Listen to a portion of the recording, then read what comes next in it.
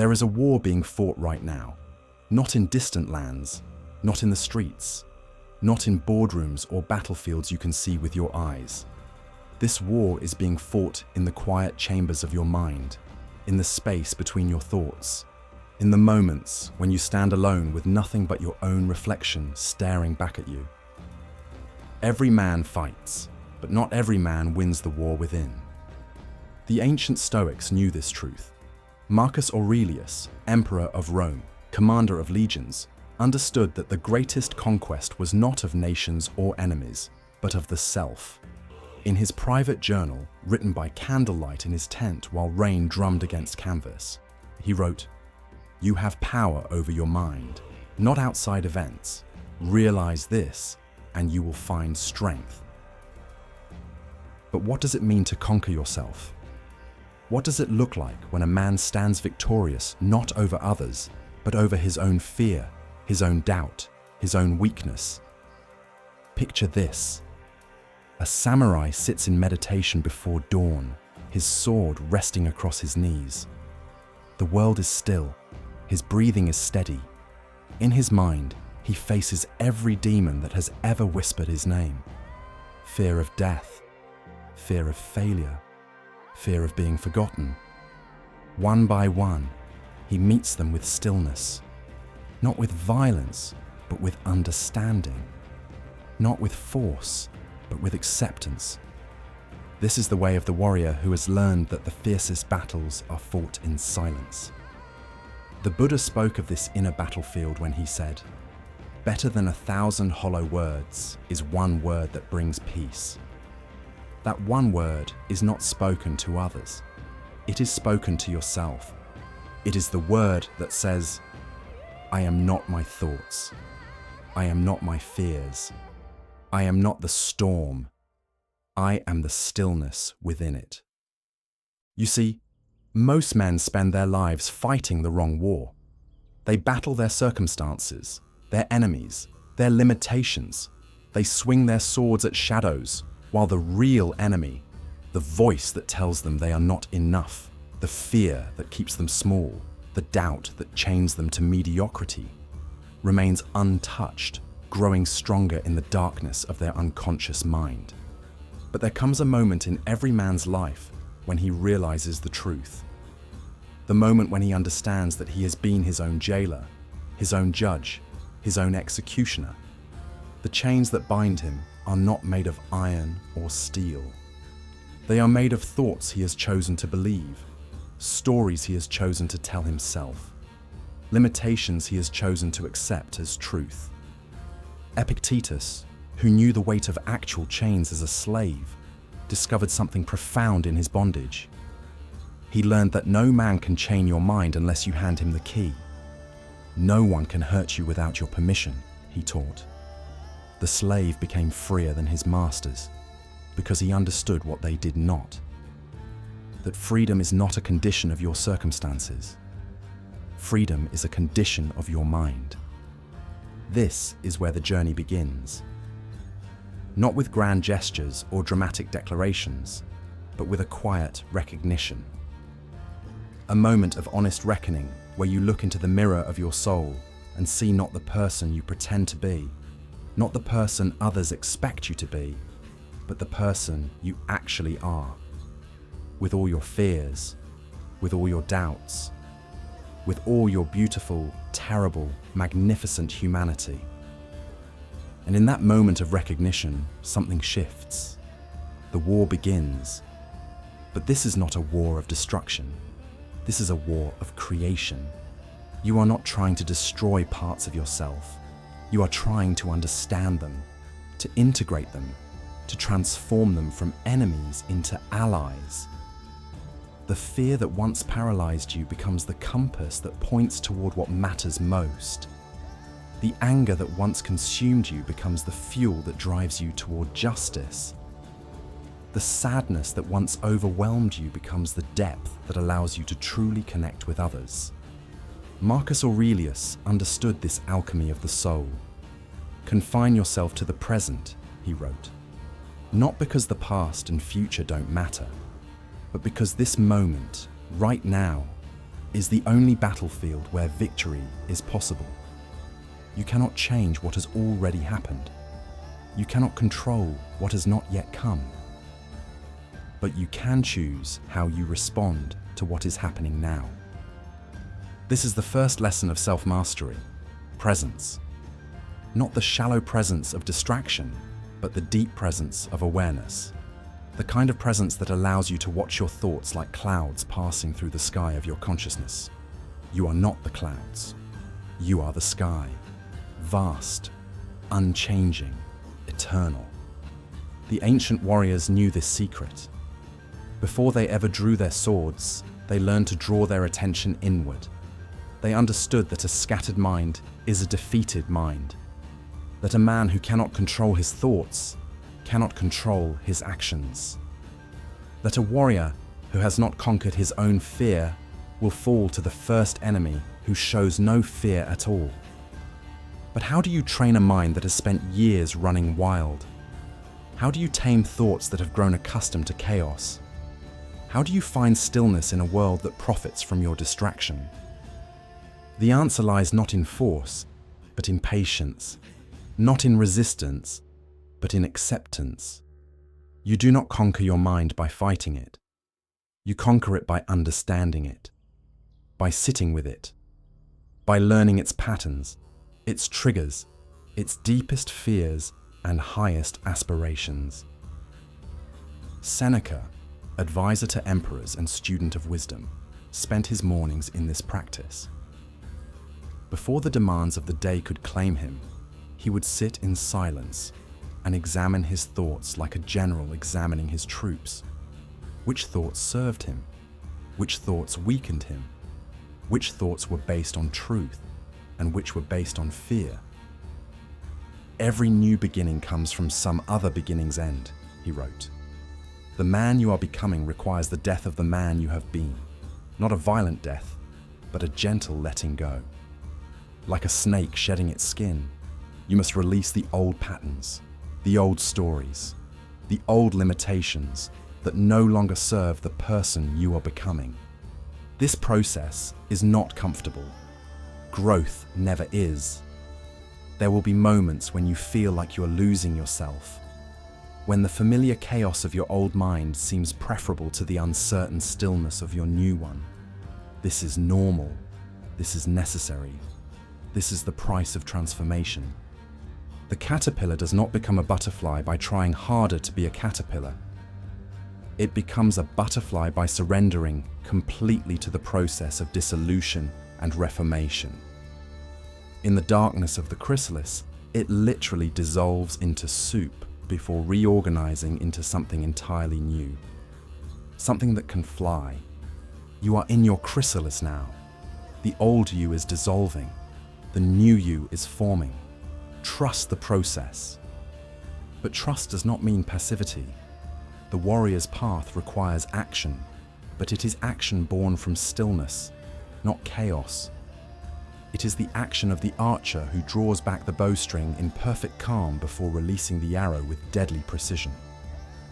The power comes not from the struggle, but from the surrender to the natural laws that govern both archery and life. What are these natural laws? They are simple, but not easy. They are the principles that every master has discovered, whether he wore the robes of a monk, the armor of a samurai, or the purple of an emperor. The first law is this: you become what you repeatedly do, not what you think about, not what you wish for, not what you intend, what you do. Your habits are your destiny. Your daily choices are the votes you cast for the person you will become. The second law is this: resistance creates suffering. What you resist persists. What you accept transforms. The emotions you try to avoid grow stronger in the shadows. The fears you refuse to face become the invisible chains that bind you. The parts of yourself you reject become the enemies that sabotage you from within. The third law is this: everything is temporary. Your pain is temporary. Your fear is temporary. Your doubt is temporary. But so is your comfort, your certainty, your current understanding of who you are. The only constant is change. The only security is in learning to dance with uncertainty. These laws are not theories to be understood intellectually. They are truths to be lived experientially. They are the forge in which the warrior's spirit is shaped, the fire in which the gold of character is refined from the ore of experience. And here, in this moment of understanding, I want to pause and acknowledge something. If these words are resonating with you, if you feel something stirring in your chest, something that recognizes the truth of what we're exploring together, then you are already on the path. You are already becoming the person you were meant to be. And if this journey of self-discovery speaks to you, if you want to continue walking this path together, I invite you to subscribe to this channel. Not because I need your subscription, but because you deserve to be reminded of your own strength, your own wisdom, your own unlimited potential to transform. Now, let us continue.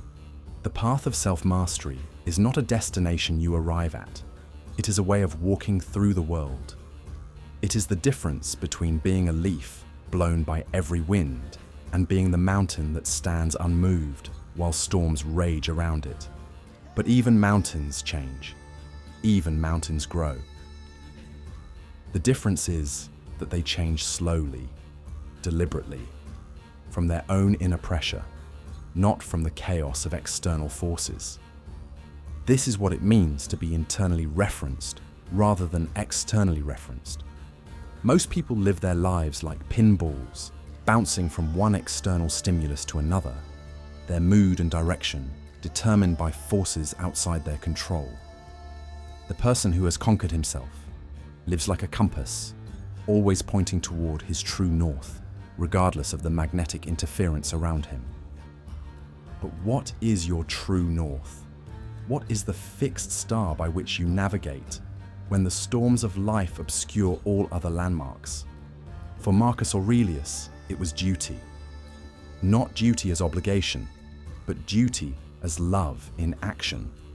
Love for his people, love for justice, love for the highest good he could conceive. Even when that duty required him to make decisions that brought him no personal pleasure, even when it required him to sacrifice his own comfort for the greater good. For the Buddha, it was compassion. Not compassion as weakness, but compassion as the recognition that all beings suffer. All beings want to be happy. All beings are doing the best they can with the understanding they have. This compassion extended even to his own suffering, his own mistakes, his own human limitations. For Epictetus, it was wisdom. Not wisdom as knowledge, but wisdom as the ability to distinguish between what is within his control and what is not. The wisdom to focus his energy only on what he could actually influence and to accept with grace everything else. Your true north may be different. It may be love or truth or beauty or service or growth. It doesn't matter what it is.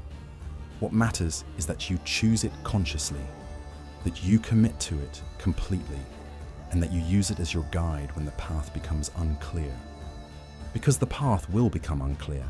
There will be times when you feel lost, when the old ways of being no longer work, but the new ways have not yet solidified.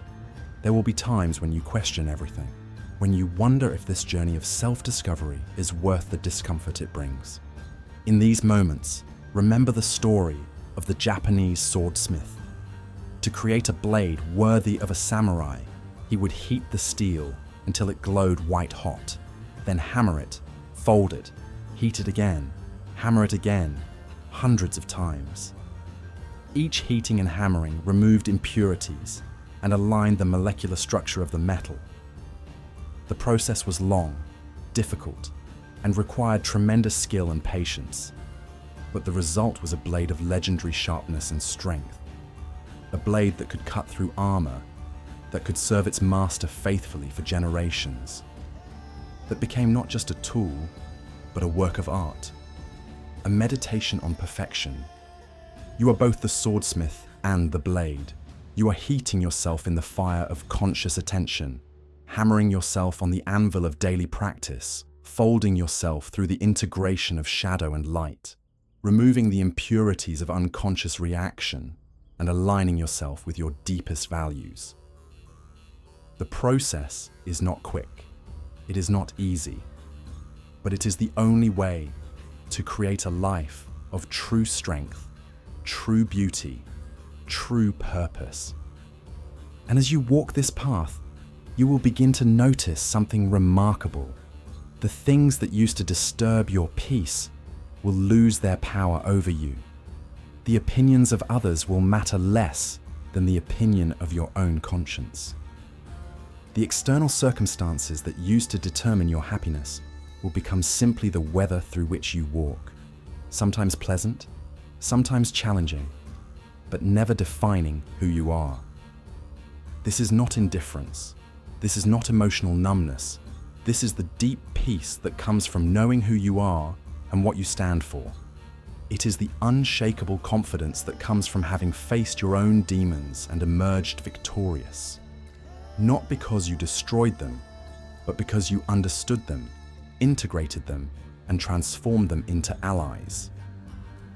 Seneca called this state of being the sage, the person who has achieved such mastery over himself that he remains calm in chaos, generous in scarcity, brave in danger, and humble in success.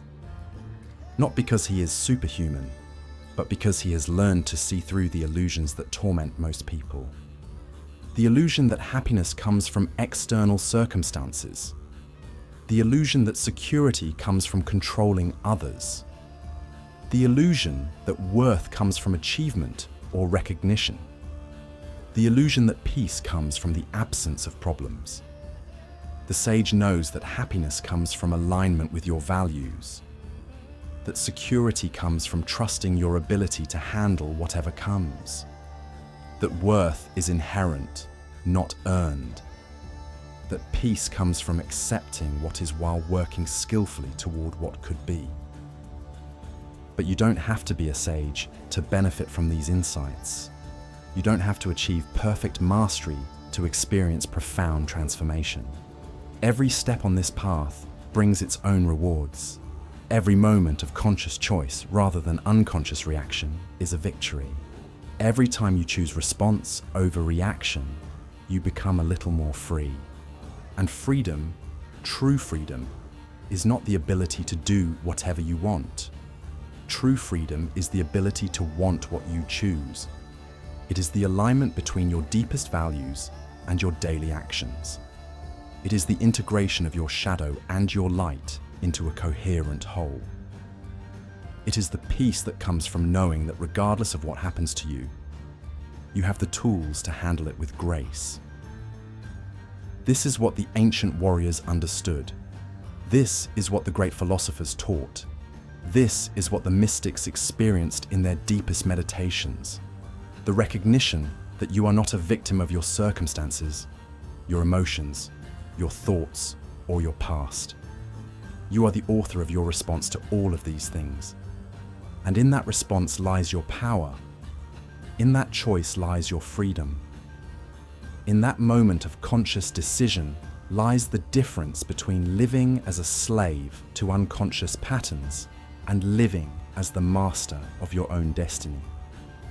The mountain does not struggle against the storm, it simply stands. The ocean does not fight the waves, it simply is. The fire does not resist the wind, it simply dances. You can learn to be like the mountain, the ocean, the fire. Not passive, but responsive. Not rigid, but resilient. Not fighting against life, but flowing with it while maintaining your essential nature. This is the paradox of true strength. It is soft like water, yet it can carve through stone. It is flexible like bamboo, yet it cannot be broken. It is humble like the earth, yet it supports all life. The person who has conquered himself embodies this paradox. He is confident without arrogance, strong without aggression, peaceful without passivity. He has learned to hold his opinions lightly while holding his values firmly. He has learned to care deeply while remaining unattached to outcomes. This is not a contradiction, this is integration. This is what it looks like when all parts of yourself are working in harmony rather than in conflict. When your mind serves your heart, when your emotions inform your decisions without controlling them, when your body becomes the vehicle for your highest aspirations rather than the prison of your lowest impulses. And as you develop this integration, as you become more whole, something beautiful happens. You begin to see the same potential in others. You begin to recognize that everyone is fighting their own inner war. Everyone is struggling with their own demons. Everyone is doing the best they can with the tools they have. This recognition breeds compassion, not pity, but understanding, not superiority, but kinship. You realize that the person who cuts you off in traffic is probably rushing to something important to them. The person who is rude to you is probably carrying pain you cannot see. The person who disagrees with you is probably protecting something precious to them. This doesn't mean you become a doormat. This doesn't mean you accept unacceptable behavior. This means you respond from a place of strength rather than weakness, from understanding rather than reactivity, from choice rather than compulsion. The warrior who has conquered himself does not need to prove his strength to anyone. His strength is evident in his presence, his calm, his ability to remain centered regardless of the chaos around him. He does not need to win every argument because he is not fighting for his ego. He is serving something larger than himself. And this service, this dedication to something beyond your own immediate gratification, is what gives life meaning. It is what transforms existence from a series of random events into a coherent story. It is what allows you to face difficulty with courage, uncertainty with faith, and death with dignity. Marcus Aurelius knew he would die. Every morning he reminded himself of this fact, not to become morbid, but to become present, not to become fearful, but to become grateful, not to become paralyzed, but to become purposeful.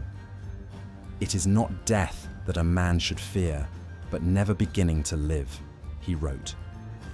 And to truly live, you must first conquer the parts of yourself that keep you small, that keep you safe, that keep you from becoming who you were meant to be. This conquest is not violent.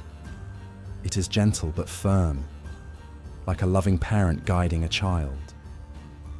You do not hate the parts of yourself that have kept you limited. You understand that they were trying to protect you, trying to keep you safe in a world that often feels dangerous and unpredictable. But safety is not the highest value.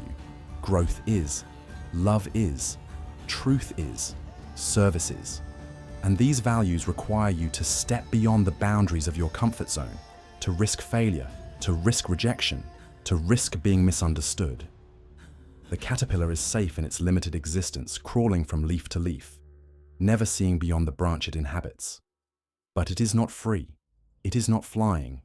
It is not experiencing the vast sky that is its birthright. You have wings. You have always had wings. But you have been crawling because crawling felt safer, more predictable, more controllable. The time has come to remember that you were born to fly.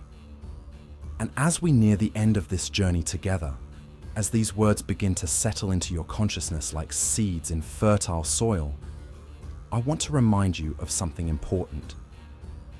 This is not just information you have received. This is transformation you have chosen.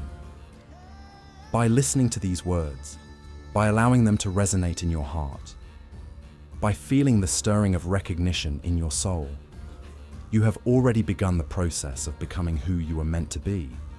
If this message has touched something deep within you, if you feel called to continue this journey of self-discovery and empowerment, I invite you to subscribe and join our community of warriors, philosophers, and seekers. Together, we can support each other in this most important of all battles, the battle for mastery over ourselves. But remember, the real work happens not here, not in these words, but in the quiet moments of your daily life, in the choice between reaction and response, in the decision to face your fears rather than avoid them, in the commitment to growth rather than comfort. Every moment is a new opportunity to choose who you want to be. Every breath is a chance to align yourself with your highest values. Every challenge is an invitation to discover strength you didn't know you had. The ancient Stoics had a practice they called the view from above. They would imagine themselves rising high above their current situation, seeing their problems from the perspective of eternity, recognizing how small their current struggles appeared when viewed from the vastness of space and time. This was not meant to minimize their challenges, but to put them in perspective, to remind them that they were part of something larger, something more enduring, something more meaningful than their immediate circumstances. You are part of that same vastness.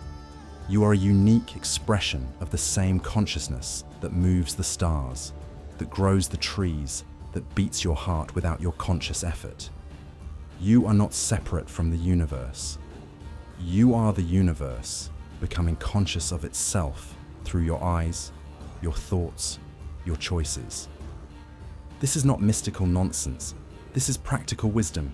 When you remember your connection to something larger than yourself, your problems become more manageable, your purpose becomes clearer, your actions become more aligned with what truly matters. The man who has conquered himself has not eliminated all problems from his life. He has changed his relationship to problems. He sees them not as obstacles to his happiness, but as opportunities for growth. Not as evidence of his inadequacy, but as invitations to discover his strength. He understands that diamonds are created under pressure, that muscles grow through resistance, that wisdom comes through experience, and that character is forged in the fire of difficulty. So when life brings you challenges, and it will, remember that you are not being punished. You are being prepared. You are not being broken down. You are being built up. You are not being defeated. You are being trained for victory. The victory is not over others. The victory is over the parts of yourself that would keep you small, that would keep you afraid, that would keep you from becoming the magnificent being you were born to be. And when you achieve this victory, not once, but again and again, in each moment of conscious choice, you will understand what the ancient masters knew. You will understand what Marcus Aurelius meant when he wrote, "Very little is needed to make a happy life. It is all within yourself, in your way of thinking." You will understand what Epictetus meant when he taught, "Wealth consists in not having great possessions, but in having few wants." You will understand what the Buddha meant when he said, "Peace comes from within. Do not seek it without." You will understand what Seneca meant when he wrote, "Every man is in bondage to fear who depends upon the whims of fortune." These are not just beautiful words. These are maps to freedom. These are instructions for liberation. These are the keys to the kingdom that has always existed within you. The kingdom of inner peace, the kingdom of unshakable confidence, the kingdom of love that cannot be diminished by circumstances, the kingdom of wisdom that grows stronger with each challenge faced and overcome. This kingdom is your birthright. This kingdom is your destination. This kingdom is your home. But it is not a place you go to. It is a place you remember. It is not something you achieve. It is something you uncover. It is not something you become. It is something you have always been, beneath the layers of conditioning, beneath the stories of limitation, beneath the fears that have kept you from recognizing your own magnificence. The man who conquers himself does not become someone new. He becomes who he has always been, stripped of everything that was never truly him. He becomes authentic, integrated, whole. And in that wholeness, he finds not just personal peace, but the power to serve others. Not from a place of superiority, but from a place of recognition. He sees in others the same potential he has discovered in himself. He becomes a light that helps others find their own light. This is the ultimate victory. Not just conquering yourself, but helping others conquer themselves. Not just finding your own freedom, but contributing to the freedom of all beings. Not just achieving your own peace, but adding to the peace of the world. You are that light. You have always been that light. The journey of self-conquest is simply the process of removing everything that has been covering your light, everything that has been dimming your radiance, everything that has been keeping you from shining as brightly as you were meant to shine. The time for hiding is over. The time for playing small is over. The time for letting fear make your decisions is over. You are the descendant of warriors and sages, of poets and philosophers, of every human being who has ever faced their fears and chosen courage, who has ever faced their limitations and chosen growth, who has ever faced their darkness and chosen light. Their strength flows in your veins. Their wisdom lives in your heart. Their courage beats in your chest. You are not just fighting for yourself. You are fighting for everyone who has ever believed they were not enough, everyone who has ever felt powerless, everyone who has ever wondered if they had what it takes to create the life they truly want. You do have what it takes. You have always had what it takes. The only question is whether you will choose to use it. The choice is yours. It has always been yours. It will always be yours. Choose wisely. Choose courageously. Choose now. The man who conquers himself conquers the world, not through force, but through example, not through domination, but through inspiration, not through taking, but through giving. You are that man. You have always been that man. The journey of 1,000 miles begins with a single step. Take that step. Take it now. Take it with the confidence of someone who knows that every great journey begins exactly where you are, with exactly what you have, in exactly this moment. The mountain awaits. The summit calls. The victory is yours. Rise, warrior. Rise, philosopher. Rise, master of your own destiny. The world is waiting to see what you will become when you finally remember who you have always been. The man who conquers himself has won the only victory that truly matters.